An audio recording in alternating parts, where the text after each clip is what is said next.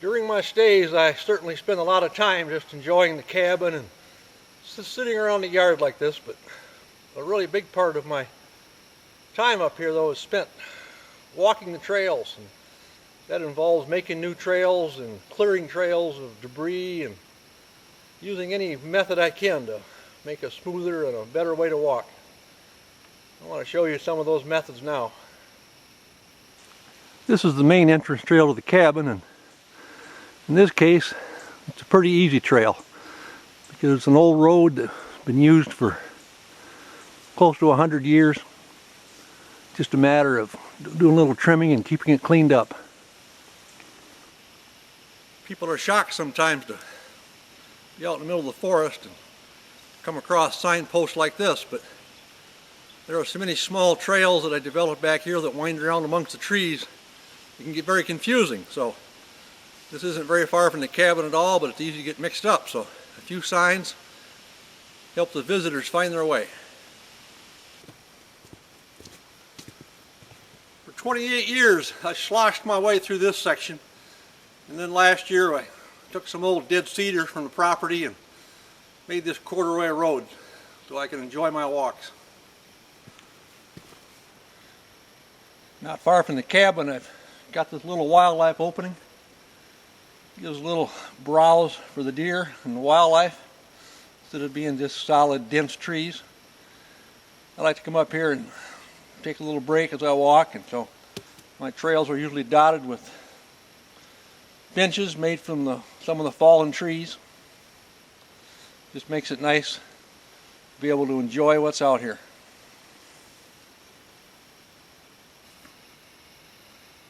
Some of my favorite hikes are through the cedar swamps, and that's where my friendly beavers come in very handy. They come in about every 30 years in these old swamps when the brush has grown back, and they rebuild the dams. And in doing so, they push a lot of dirt up on top of the dam to seal it. Well, I can walk along and I can smooth out a little bit of that dirt on top, and by the time the beavers give up and go away in a couple years, I've got a beautiful walking trail on top of the dam. Some of these dams stretch for a quarter mile or so up here, and they make passage through some very inhospitable country an easy thing. Thank you, Mr. Beaver.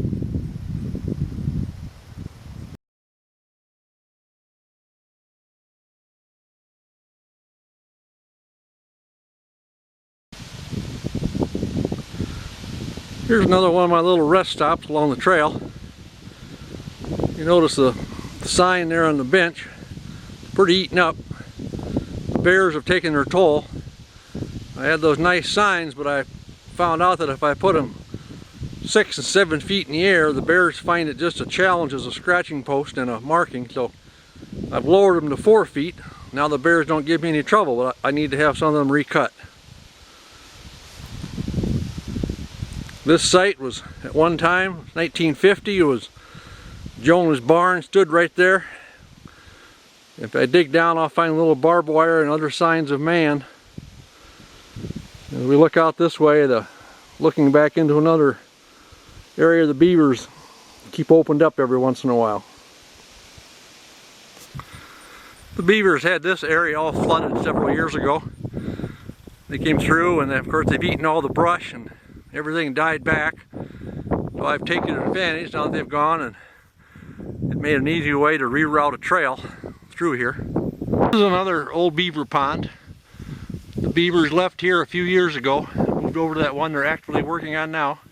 But when they were done, they pushed all this dirt up, which I smoothed out a little bit. Now the canary grass grows so heavy, but I just bring my brush cutter over, swing it, chop down the canary grass, and it makes a good winding path through country that otherwise you couldn't get through.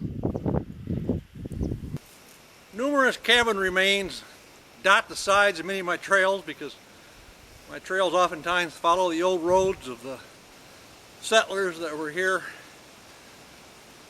earlier in the last century. Many signs of their having been here, their old beds, fuel cans, stoves. I know nothing about who was here, but I have many questions about what went on and who they were. This cabin's fairly interesting because it's the one that's made out of cedar planks rather than cedar logs. Another interesting thing is this old car body that lays here. It tells of a time when it must have been much drier back in here. One old timer told me that, he said, you wouldn't believe it. He says, back in the 1930s, he says, we drove everywhere in that country.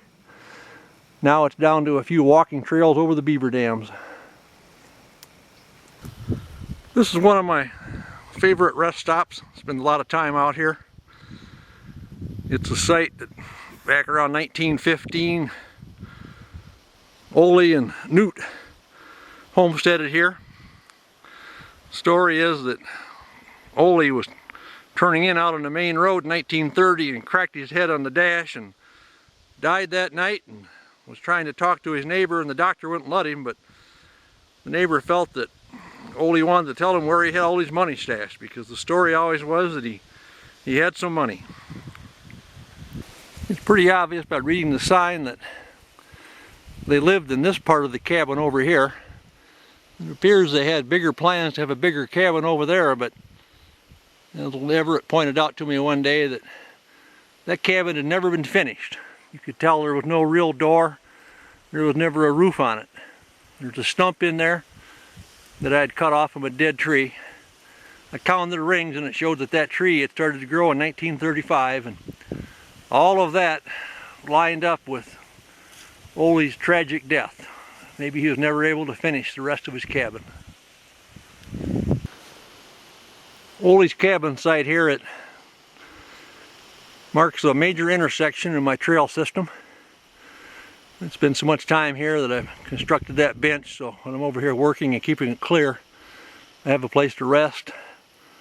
The signpost is marked so anyone confused can find their way out to the main road. And such a big forest that people have lost their lives in here when they couldn't find their way out. To the north, the trail system at the crossroads heads up toward Hawks Pond, another very special place in the trail system.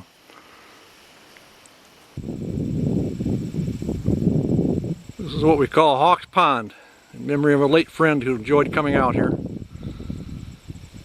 The beavers pulled out 3 or 4 years ago, so the water's dropped, but there's still a good pond, and over the generations of the beaver coming in here, they developed a huge open area of diverse habitat. You see jack pine snags in front of us, so we know this wasn't always a beaver swamp.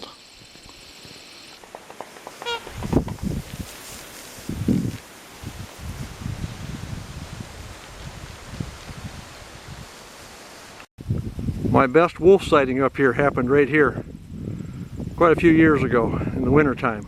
I skied out here and was able to come up on them.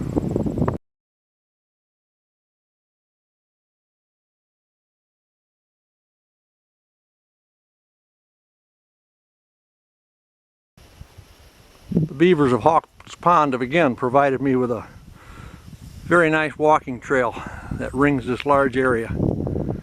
Without it, I would not want to be over here. Spend a lot of time out here. When the water's high, I can dive in. Beautiful, clear, spring-fed pond. So far on our walk, we've been able to enjoy the old homestead roads, the things opened up with the beavers. Now as we enter this, I'm just leaving Hawks Pond, leaving the beaver dam trail, and I need to wind through the trees of the cedars here to pick up another old road from years ago. Oftentimes in these cedar bogs, there is no real bottom to the ground. When you step through the root system, you can go through to your hip. So in many areas, as I've had to wind my way through, I take any dead debris and I make simple corduroy on the road to be able to step on that and not fall through. Now we're back on another one of the old-time roads. This was a main line up through the section line back in the 1920s and 30s. I know that oftentimes it's obvious that the people from the cedar sawmill made their trek up through here every night, probably going to work and coming back to the camp.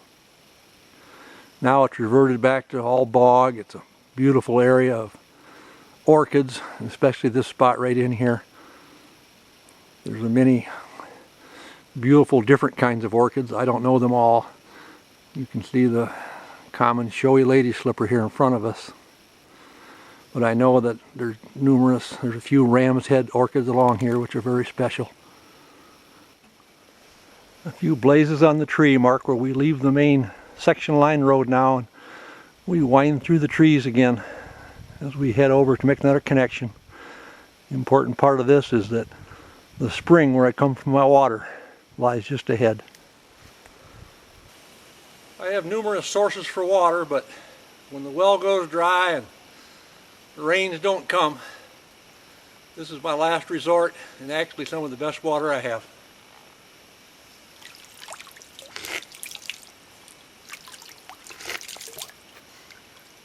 It swells up out of the ground right in this area, so I'm very confident of drinking it. It's pure, sweet tasting water. None of the bog effects you oftentimes get in this country. I was very happy to be able to include this as part of my trail system. What we're looking at here is an old corduroy road that stretches clear across this bottomland.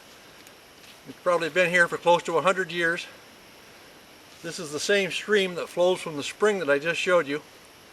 There was evidence when I first started coming by here, this is where I got my water until the beaver moved in upstream a little bit, so I didn't want to get my water here anymore. But when I first started coming here, I was reaching down to get my water, and I came across a pint mason jar that one of the old settlers had kept here. So when he walked by here on the old road, he could get a drink.